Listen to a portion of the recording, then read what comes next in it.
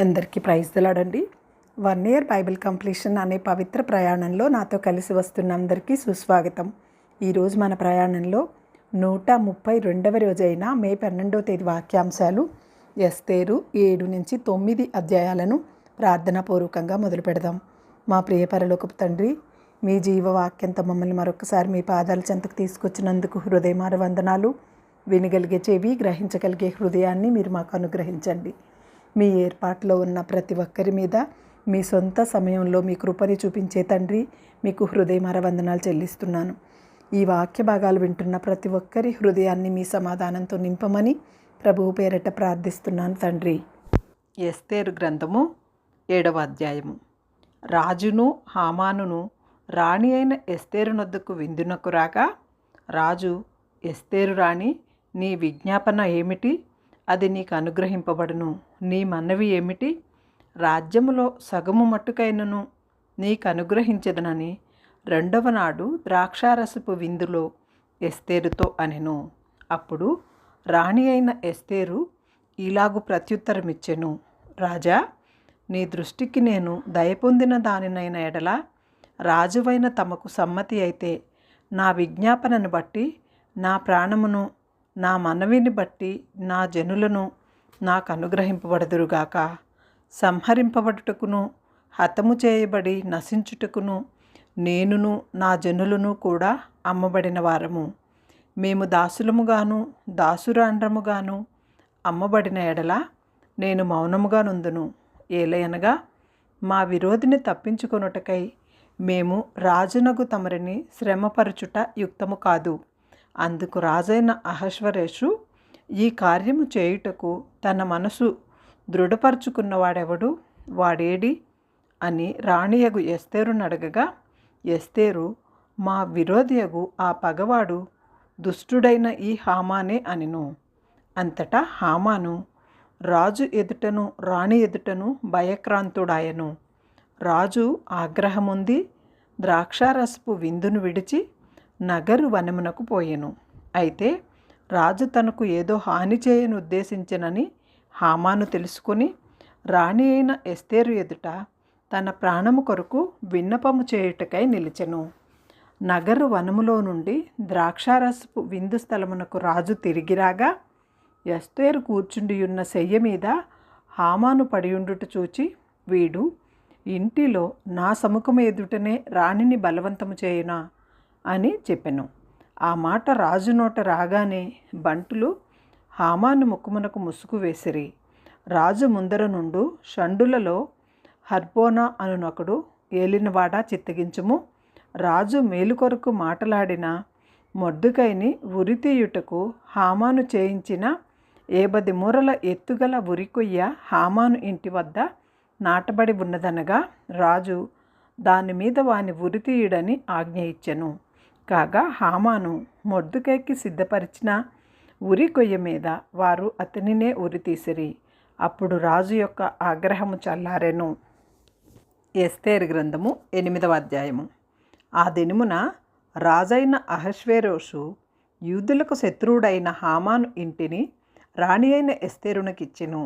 ఎస్తేరు మొర్దుకై తనకు ఏమి కావాలనో రాజునకు తెలియజేసిన మీదట అతడు రాజు సన్నిధికి రాగా, రాజు హామాను చేతిలో నుండి తీసుకొనిన తన ఉంగరమును మొర్దుకైకి ఇచ్చెను. ఎస్తేరు మొర్దుకైని హామాను ఇంటి మీద అధికారినిగా ఉంచెను. మరియు ఎస్తేరు రాజు ఎదుట మనవి చేసుకొని అతని పాదముల మీద పడి, హగాగీయుడైన హామాను చేసిన కీడును, అతడు యూదులకు విరోధముగా తలంచిన యోచనను వ్యర్థపరచుడని కన్నీళ్లతో అతని వేడుకొనగా, రాజు బంగారు దండెమును ఎస్తేరు తట్టు చాపెను. ఎస్తేరు లేచి రాజు ఎదుట నిలిచి, రాజువైన తమకు సమ్మతి అయిన ఎడల తమ దృష్టికి నేను దయ పొందిన దాననై రాజువైన తమ ఎదుట ఈ సంగతి యుక్తముగా తోచిన ఎడల, తన దృష్టికి నేను ఇంపైన దాననైన ఎడల రాజువైన తమ సకల సంస్థానములలో నుండి యూదులను నాశనము చేయవలెనని హమ్మదాత కుమారుడైన హగాగీయుడగు హామాను వ్రాయించిన తాకీదుల చొప్పున జరగకుండునట్లు వాటిని రద్దు చేయుటకును ఆజ్ఞ ఇయ్యుడి. నా జనుల మీదకి రాబోవు కీడును నా వంశము యొక్క నాశనమును చూచి నేను ఎలాగూ సహింపగలనని మనవి చేయగా, రాజైన అహష్వేరోషు రాణి అయిన ఎస్తేరునకు యూదుడైన మొర్దెకైకిని ఇలాగు సెలవిచ్చెను. హామాను ఇంటిని ఎస్తేరునకిచ్చియున్నాను. అతడు యూదులను హతము చేయుటకు ప్రయత్నించినందున అతడు ఉరికొయ్య మీద ఉరితీయబడెను. అయితే రాజు పేరిట వ్రాయబడి రాజు ఉంగరముతో ముద్రింపబడిన తాకీదును ఏ మానవుడును మార్చజాలడు. కాగా మీకిష్టమైనట్లు మీరు రాజునైన నా పేరట యూదుల పక్షమున తాకీదు వ్రాయించి రాజు ఉంగరముతో దాన్ని ముద్రించుడి. సీవాను అను 3వ నెలలో 23వ దినమందు రాజు యొక్క వ్రాతగాండ్లు పిలువబడిరి. మొర్దెకై ఆజ్ఞాపించిన ప్రకారం అంతయు యూదులకును హిందూ దేశం మొదలుకొని కూషు దేశం వరకు వ్యాపించి ఉన్న 127 సంస్థానములలోనున్న అధిపతులకును అధికారులకును ఆయా సంస్థానములకును దాని వ్రాతని బట్టియు దాని భాషను బట్టియు తాకీదులు వ్రాయబడిను. రాజైన అహష్వేరోషు పేరట తాకీదులు మొర్దెకై వ్రాయించి రాజు ఉంగరంతో ముద్రించి గుర్రముల మీద అనగా రాజనగరుల పనికిని పెంచబడిన బీజాశ్వరముల మీద అంచెగండ నెక్కించి ఆ తాకీదులను వారి చేత పంపెను.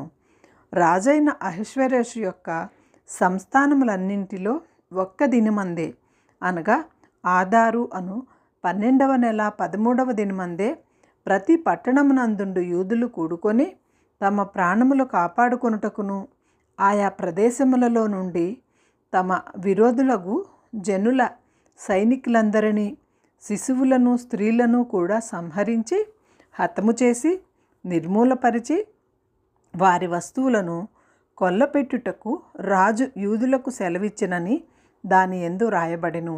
మరియు ఆ తాకీదుకు ప్రతులు వ్రాయించి ఆయా సంస్థానములలోని జనులకందరికీ పంపించవలననియు యూదులు తమ శత్రువుల మీద పగ తీర్చుకొనుటకు ఒకానొక దినమందు సిద్ధముగా ఉండవలననియు ఆజ్ఞ ఇయ్యబడెను.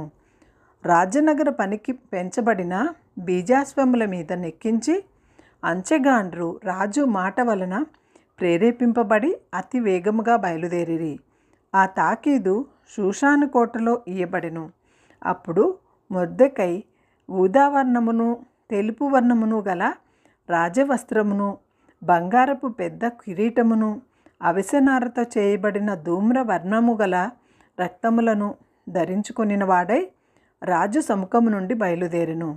అందునిమిత్తము షూషాను పట్టణము ఆనందించి సంతోషముందెను. మరియు యూదులకు క్షేమమును ఆనందమును సంతుష్టియు ఘనతయు కలిగెను. రాజు చేసిన తీర్మానమును అతడు చట్టమును వచ్చిన ప్రతి సంస్థానమందును ప్రతి పట్టణమందును యూదులకు ఆనందమును సంతోషమును కలిగెను. అది శుభదినమని విందు చేసుకొనిరి. మరియు దేశ జనులలో యూదుల ఎడల భయము కలిగెను కనుక అనేకులు యూదుల మతము అవలంబించిరి. ఎస్తేరు గ్రంథము 9వ అధ్యాయము.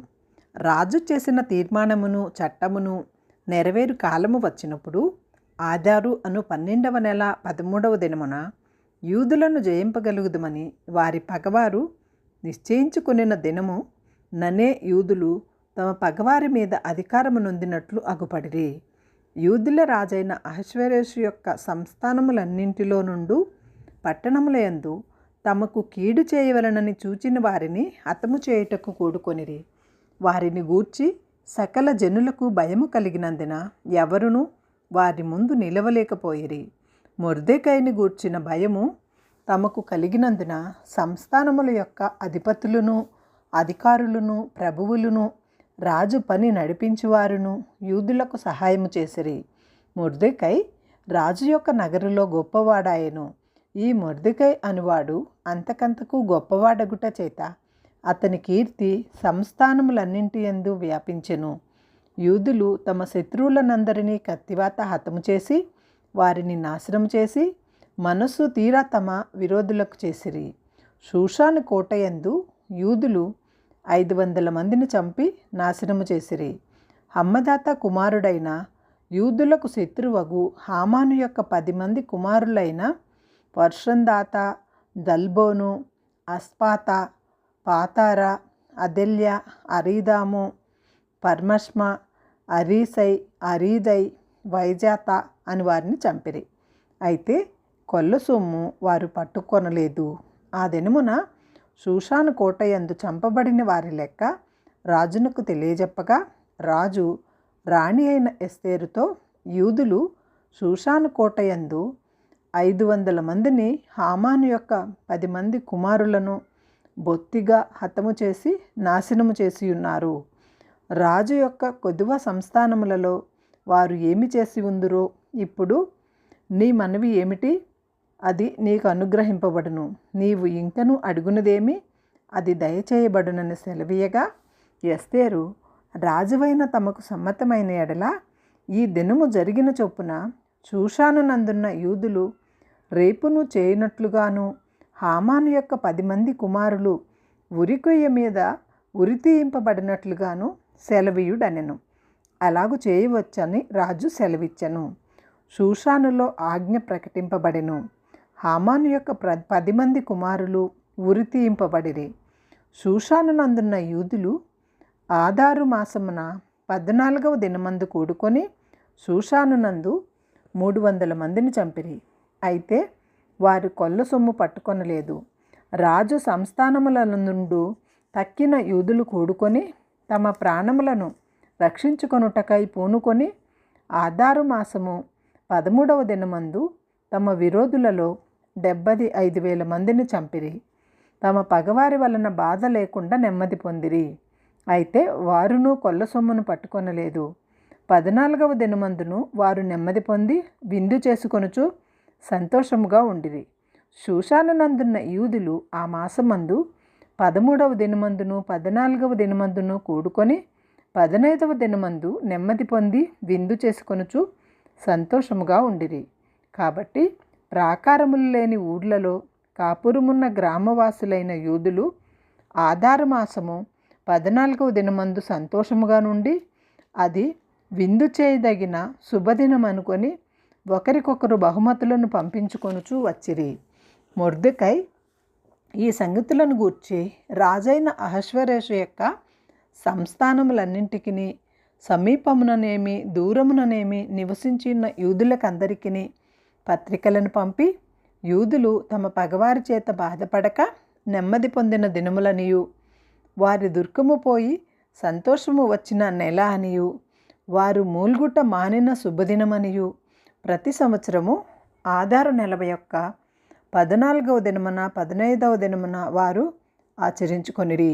విందు చేసుకొనుచు సంతోషముగా ఉండి ఒకరికొకరు బహుమానములను దరిద్రులకు కానుకలను పంపదగిన దినములనియు వారికి స్థిరపరిచెను.